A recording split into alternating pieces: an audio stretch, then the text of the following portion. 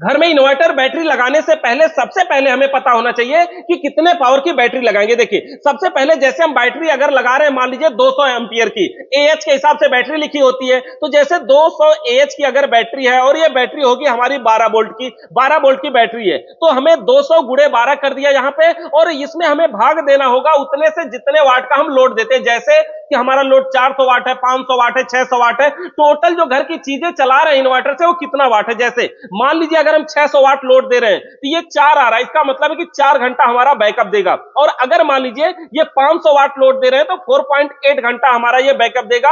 और अगर मान लीजिए कि हम 400 वाट का लोड दे रहे हैं तो ये 6 घंटा हमारा बैकअप देगा। मतलब जितना हम लोड देंगे उसके हिसाब से चलेगा। तो इसका फार्मूला ये होता है कि बैटरी कितने एम्पियर का है वो डालना है, उसके बाद वो कितने वोल्ट की है गुणा कर देना है उसमें, और भाग देना है हमारे वाट से, यानी एम्पियर गुणे वोल्ट और भागे वाट। इस तरह से करेंगे तो हमारा निकल जाएगा। अब समझते हैं कि जब हम घर में लगवाएं बैटरी और इन्वर्टर, तो ये डिपेंड करता है कि हमारी जरूरत कैसी है, हमें किन चीजों की जरूरत है। जैसे हमारी जो इन्वर्टर आते हैं, यहां पर देख सकते हैं, ये वाट के हिसाब से आते हैं। जैसे ये 1100 वाट का इन्वर्टर है, इसका मतलब तो सबसे पहले ये होता है कि हमारा इन्वर्टर एक साथ 1100 वाट लाइट को आउट कर सकता है। अब जब हम बैटरी इन्वर्टर लगाएं तो हमें ये इन्वर्टर ज्यादा पावर का लगाना चाहिए कि बैटरी ज्यादा पावर की लगाना चाहिए कि दोनों ज्यादा पावर का लगाना चाहिए, ये समझने के लिए ऐसे समझिए, ये जो बैटरी होती है ना, ये एक स्टोरेज क्षमता होती है, और जो इन्वर्टर होता है ये उसका गेट होता है। जैसे अगर कोई बड़ा सा हॉल है और वहां पे ये उसका गेट है, तो ये हॉल है और ये गेट है, तो जो बैटरी है वो स्टोरेज क्षमता है। देखिए,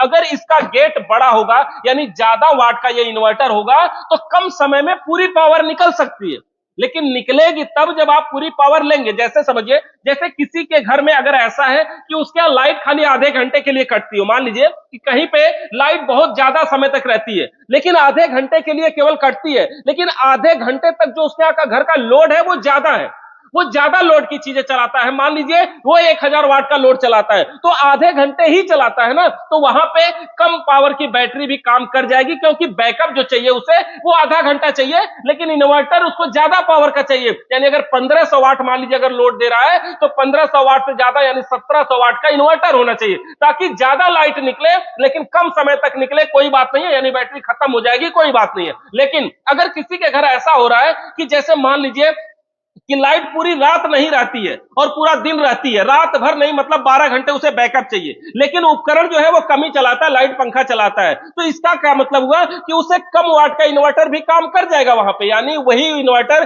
जैसे मान लीजिए कि अगर उसका लोड जो टोटल है वो 400 वाट है, अब वो वहां पे 1000 वाट का इन्वर्टर भी लगा ले आराम से तो भी चल जाएगा, लेकिन बैटरी उसे ज्यादा पावर की लगानी चाहिए, 220 230 यानी ज्यादा एम्पियर की लगानी पड़ेगी, ताकि जो बैकअप है वो देर तक चले। तो आप इसको ऐसे समझ सकते हैं, जैसे कोई हॉल है और हॉल के अंदर एक गेट है, तो इन्वर्टर जो है ये उसका गेट है और जो बैटरी है ये उसका स्टोरेज क्षमता है। अब गेट अगर छोटा लगाएंगे तो थोड़ा थोड़ा पावर करके देर तक निकलती रहेगी, और गेट अगर बड़ा होगा तो ज्यादा पावर की जरूरत हो तो ज्यादा पावर भी एक साथ जा सकती है। तो जैसी जरूरत हो हमें उस प्रकार से हमें इन्वर्टर लगाना चाहिए। मेन बात यही याद रखिए कि इन्वर्टर हमारा गेट है और बैटरी स्टोरेज क्षमता है। जैसी जरूरत हो, हमें गेट बड़ा बनाना है कि हॉल बड़ा बनाना है, स्टोरेज बड़ा रखना है, उस हिसाब से अगर ज्यादा देर तक बैकअप चाहिए तो बैटरी बड़ी पावर की चाहिए, और ज्यादा पावर एक साथ चाहिए तो हमें इन्वर्टर बड़े पावर का चाहिए। देखिए ध्यान दीजिएगा ये भी कि जो इन्वर्टर है अगर ज्यादा कम पावर का लगाएंगे देर तक तो चलेगा,